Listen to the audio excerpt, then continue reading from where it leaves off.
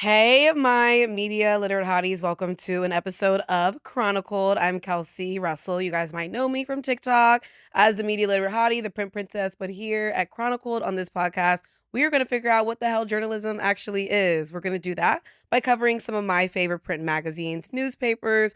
We're also going to chit chat with somebody who's pretty much changing the game in journalism and media.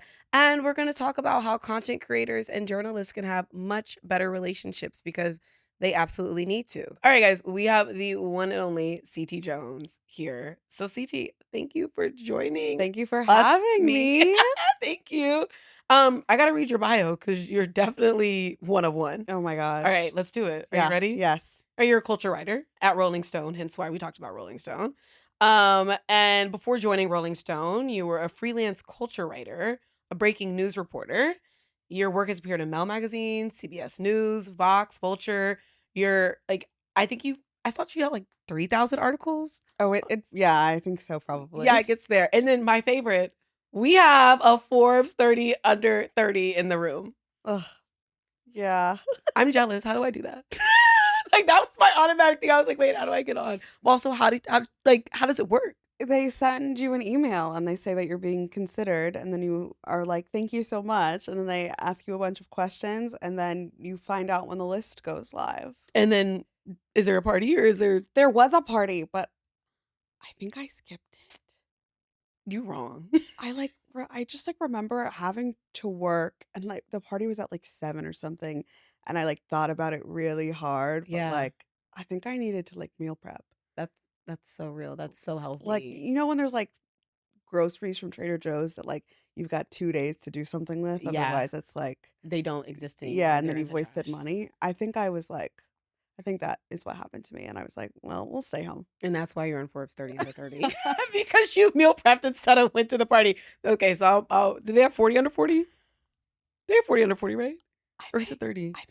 I don't know. I think they just do different versions of 30 under 30. I think so too. Plus, you're young. You've got time. Yeah, I have time. You have time. But I would go to the parties, so probably not meal prep. So it might be 40 under 40. Okay, let's talk about how we met. Yes. You DM me. Yes. And out of the blue, I think. Out of the blue, you were working on a piece, and I ended up reading your writing. I was like, holy shit. Like, you are so cool. Thank you. And the stuff you write about, culture, everything. So let's go back to Little CT. Love. I love that you love Little CT. I love Little CT. Little CT.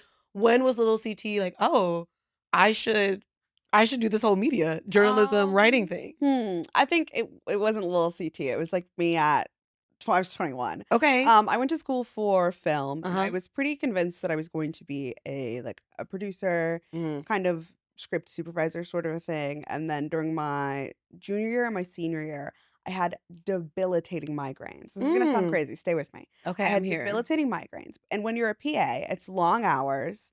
You don't really get to call out. Yeah. Like, you don't really get to stay home sick. Mm-hmm. And so all of a sudden I had planned to just PA and like make my way up the ranks. And all of a sudden, there could be days on end where I was just in bed, like I couldn't have the lights on.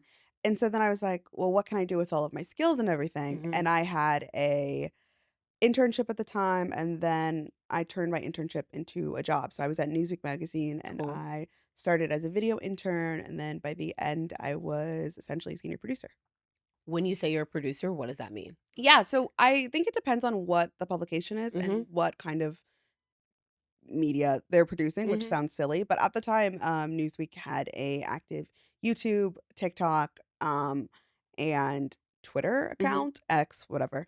And so basically I was in charge of making sure that we clipped all of the important news of the day. So if like Trump gave a speech or someone gave a speech, it was a lot of speeches, and then after all of the news was clipped, I would also produce videos like explainers, talking about like introducing candidates or different things about like a new culture, like interview. A lot of them were like interviews with celebs. So tell me about your new show. Okay. Here's this thing. Tell me about your life. Uh-huh.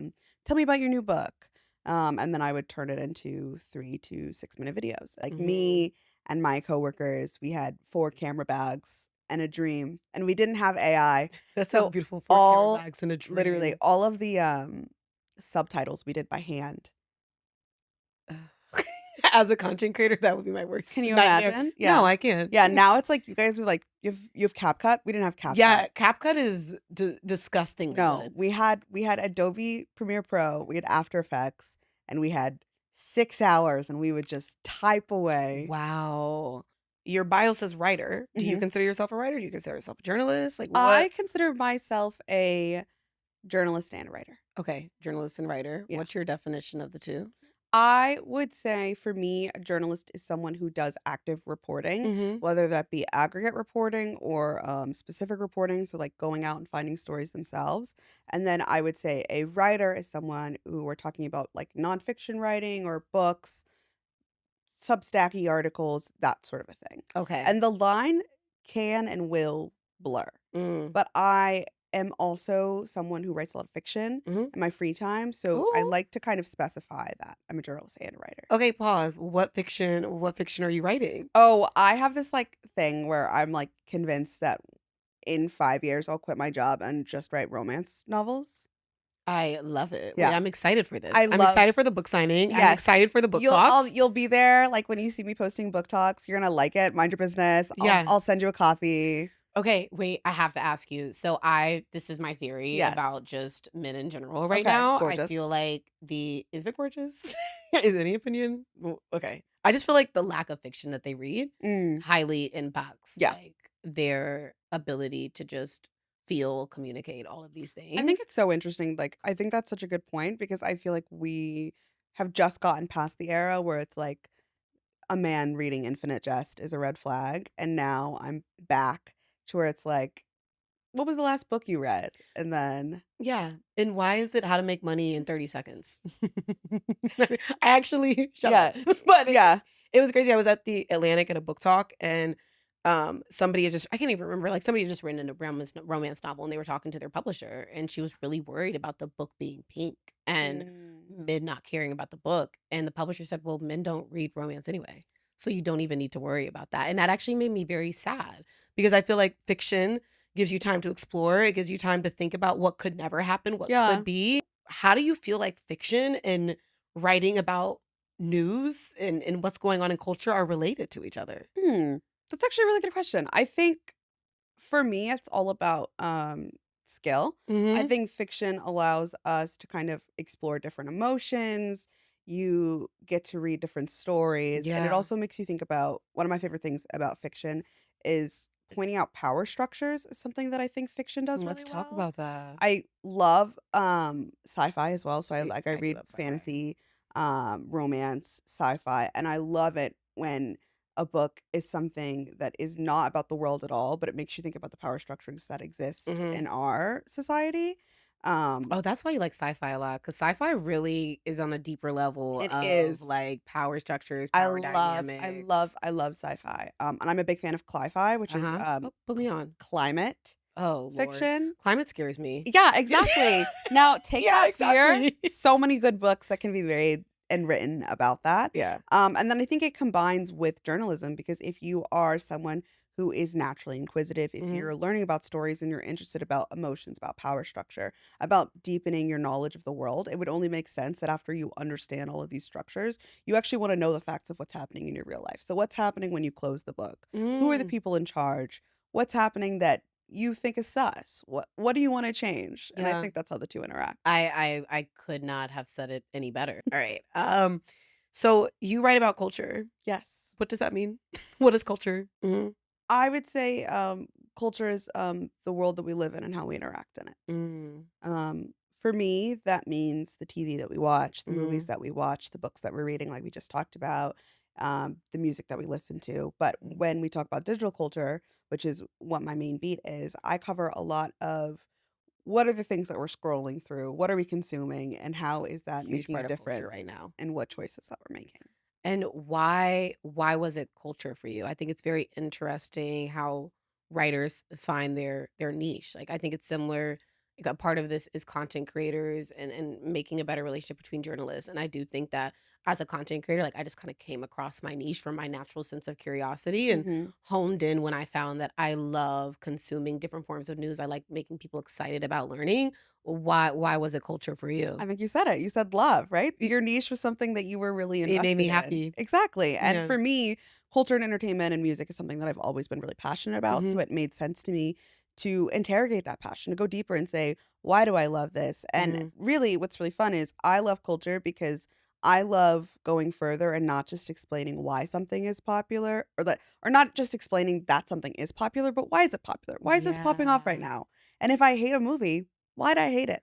Did I hate it because I hated the actor, or did I hate it because it had weird things to say about abortion Or and what else is going on in my world? yes, Yeah. exactly. So I think that kind of underlying question about the idea of interrogating what's going on and what you're Mm. seeing around you and not just consuming passively is something that is really important to me as a culture writer. What's interesting is you were a Mhm. freelance journalist, Yeah. freelance writer, and now you are with Rolling Stone. Yeah. What's the difference?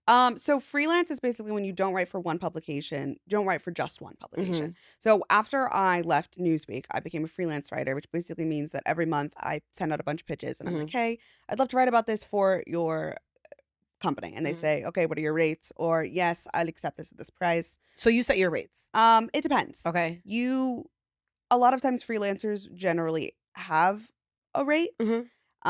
what they will accept in terms of what they think their word per dollar rate Mhm. is kind of a thing, and then most brands have their own rates. Okay. So you can ask, but a brands tend to be pretty firm Yeah. on what they are willing to offer, Mm. and brands tend to price it on what the story is. So Mhm. whether it's a profile, a feature, a Yeah. news hit, or opinion, Mhm. those are all different prices. Okay.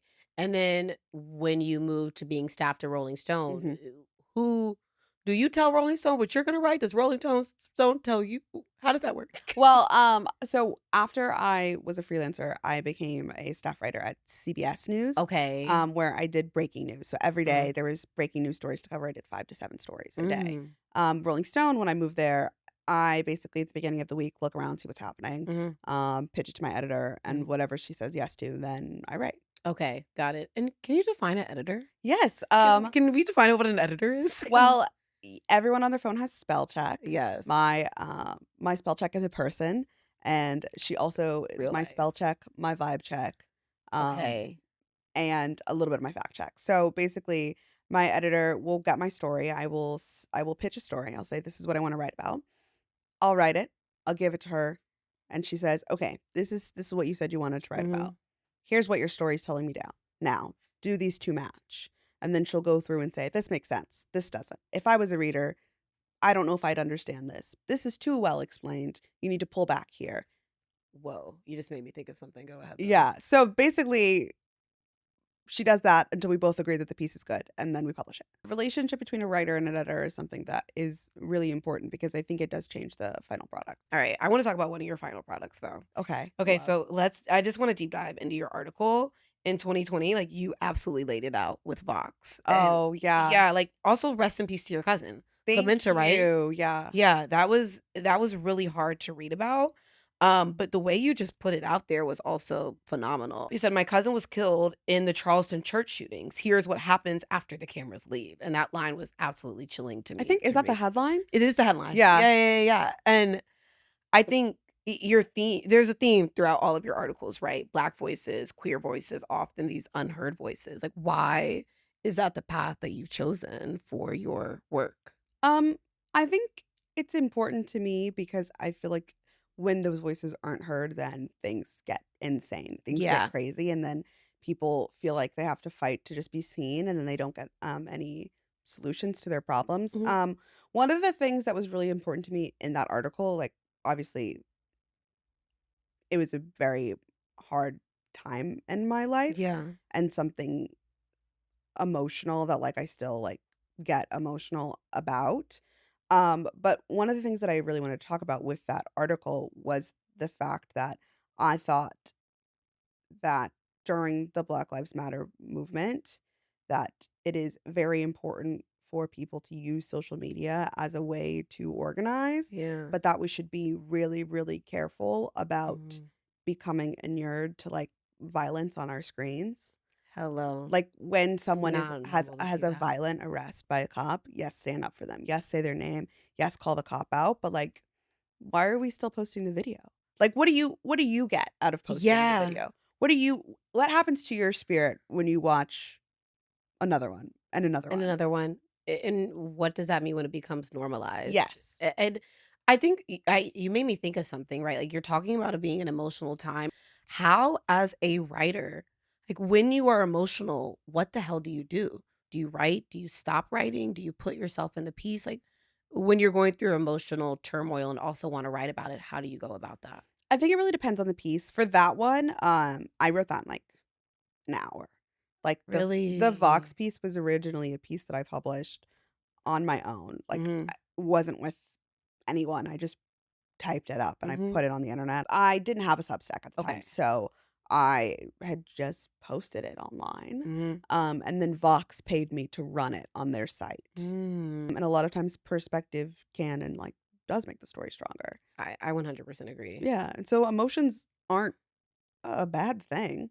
No, At fir I like my emotions. Yeah, I do. emotions are a good thing, and I Yeah. also think that y humans don't read things in a bubble, right? Mhm. When I give you an article, you are not detaching yourself and saying, "Here are the facts." Yes. It happened at this time, here's the people who were involved, Mhm. this happened, period. You're thinking, "Oh my gosh, how would I approach that? How would Yeah. I interact in this way? How would I experience this?" So if you are experiencing it with like emotion forward, Mhm. it makes sense that a writer should be allowed at least a little bit to delve into what they're feeling as well.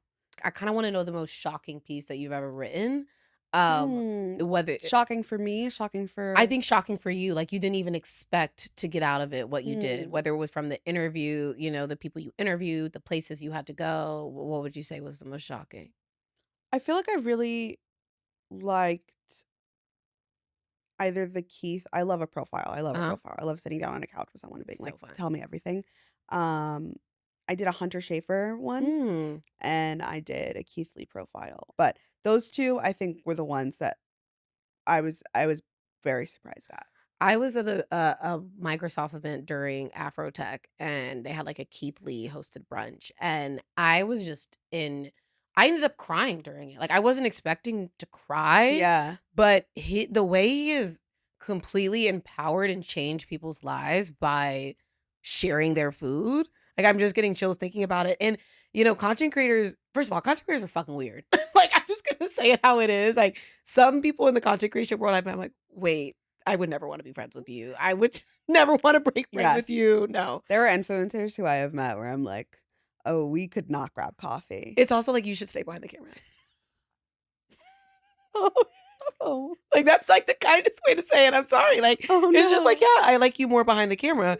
He I knew he was great just by his content. Shared so much of his story, and I mean, with a Yeah. profile, you're with someone for hours, sometimes days. Mm. So I was with his family for 2.5 days. Yeah. As they filmed a video, we did the shoot for his piece for Rolling Stone.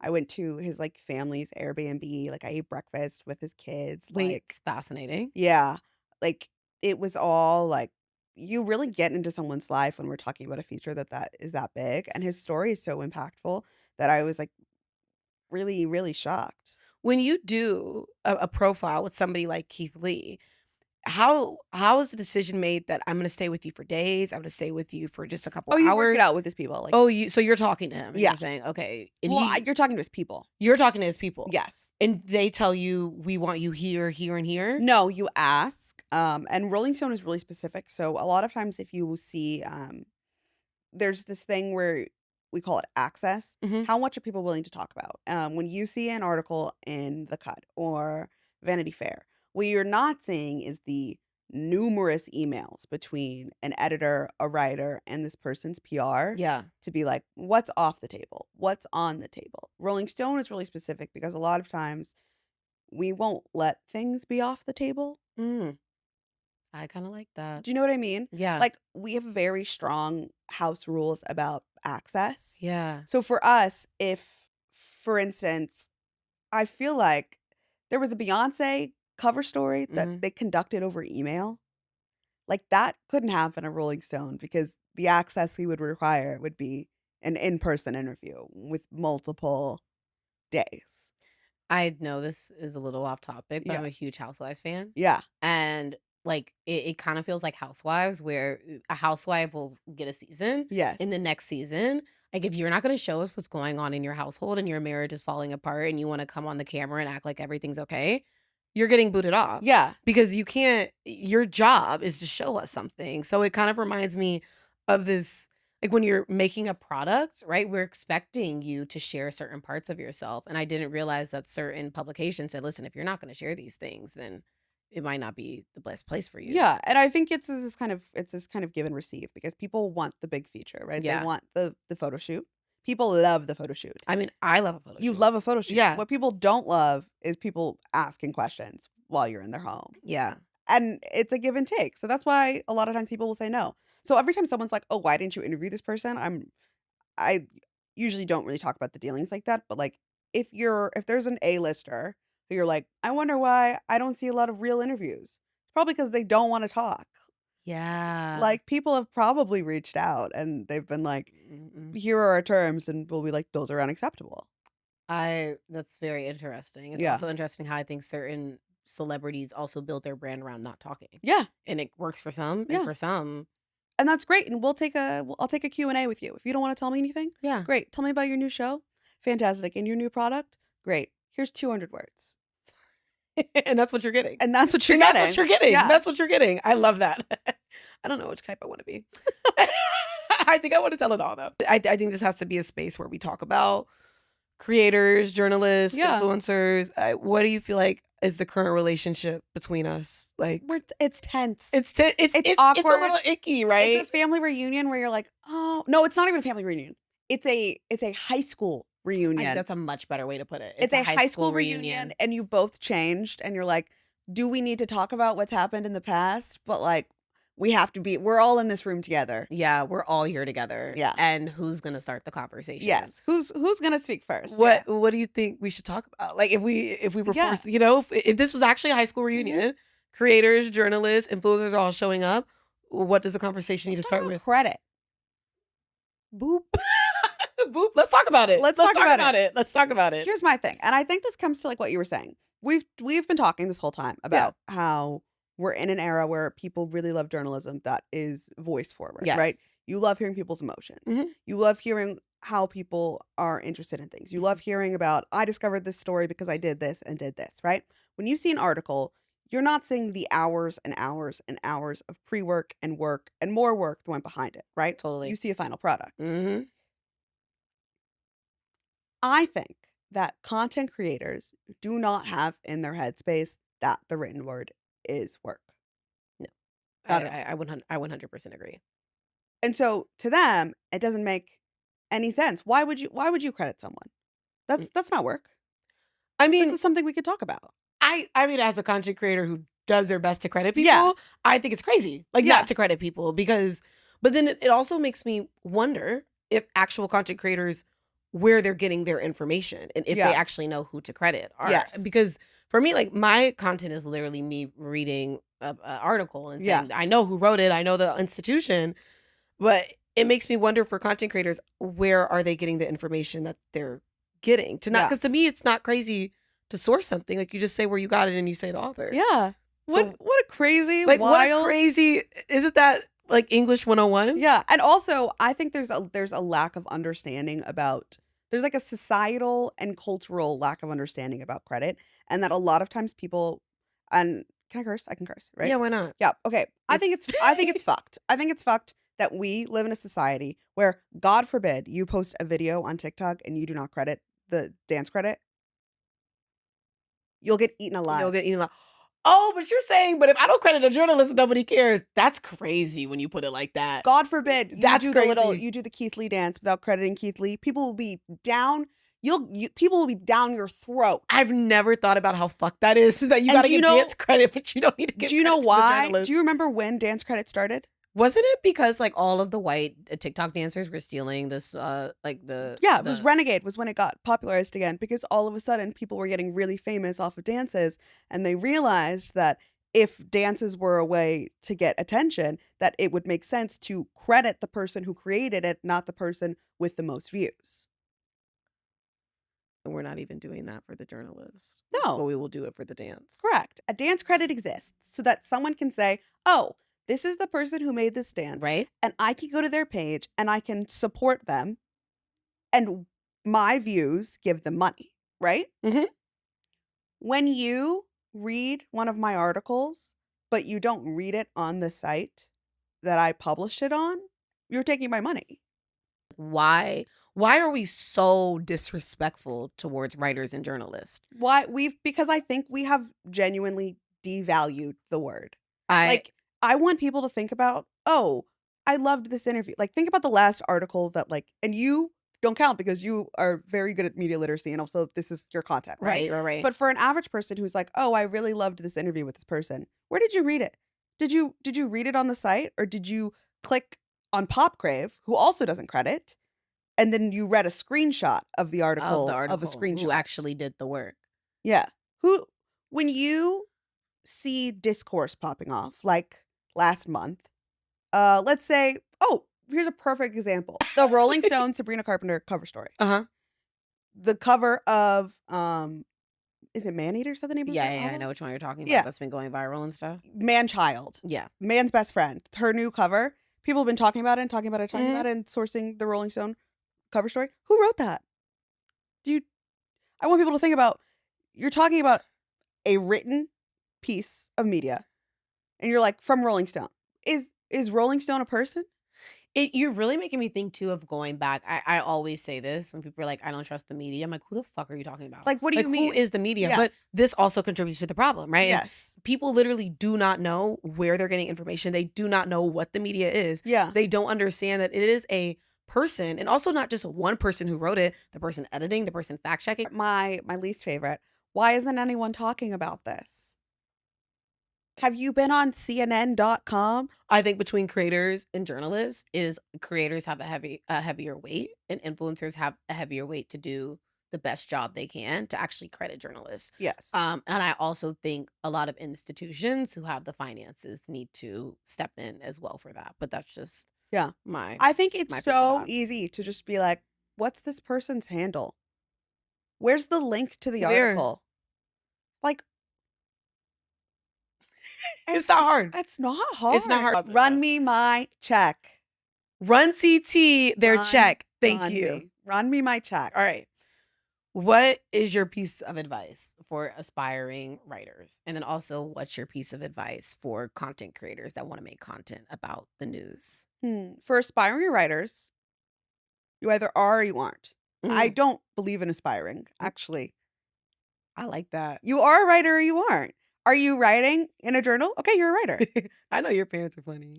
That sounds like something someone's grandma said. Like you're an aspiring or you're not? Yeah, very, what do you mean? Yeah. Are you a writer? Okay, then write. I think people always think that you get to a certain point and then people will want to know what you have to say. Boo! Are you 14 and you feel like something's going on in your school and you're like, I think someone would be interested in this. Okay, email the New York Times. Yeah. Girl, sorry. Do it. Email the Times. Why not? Why not? Because what's the worst thing they're going to say? Nothing. Yeah. Not even no. The worst thing they probably would say is nothing. Literally, emails are so accessible. Do you have a story that you're interested about? Okay, send an email. CT's advice is to send the email. Send the email. Send the email. I think you should always send the email. And then people will be like, mad at it. People love hearing what kids have to say, what young people That have to say. is true. That you know is how true. hard it is to get an assignment and be like, I need to talk to 14-year-olds. How do I get in contact with 14-year-olds? Do you know what that's like? No, it's actually, I do. I work on a kids news show and it's so hard. Difficult. I'm like, where are you guys? Literally. And then when you find a 14-year-old to talk to, you're like, where's your parent? Don't respond to this message. And I'm like, where's, we need a consent form. Yeah, where are they? Because this is not safe. We're already on dangerous territory. Yeah, go get your mom. I need, And then if they get their parent might be like, no. Yeah, exactly. And I'd be like, thank you. But I needed to hear from a mom. You're so right. A 14-year-old actually has way more power in this journalism world than might anybody have. If you're 14, I just interviewed a 14-year-old content creator who was a journalist. I'm gonna remember her. I think her name is Sayla. Sayla. She has a TikTok. Love it. She covers WNBA. Oh, fun. You know Pepper That sounds Persley? familiar. Yeah. Yeah, she does something similar too. Yeah, I just met Sayla for an interview that I was doing. She's incredible. And I adore her so much because she has tapped into something that I think not many people her age think about, is that, like, if you're a 14-year-old writing, you're in a smaller group than you will be when you're 25 and you're writing. Hello? Start now. Yeah. Start early. All right, what about the content creators? What do they need to know? I think And the influencers or whatever we call ourselves. post the content, credit, and have fun. I think you can always see when the light is gone from someone's eyes. You can. I think the funniest thing is, like, an Amazon storefront video, and, like, I'm like, I get it, you have to pay rent, girl, but it's okay.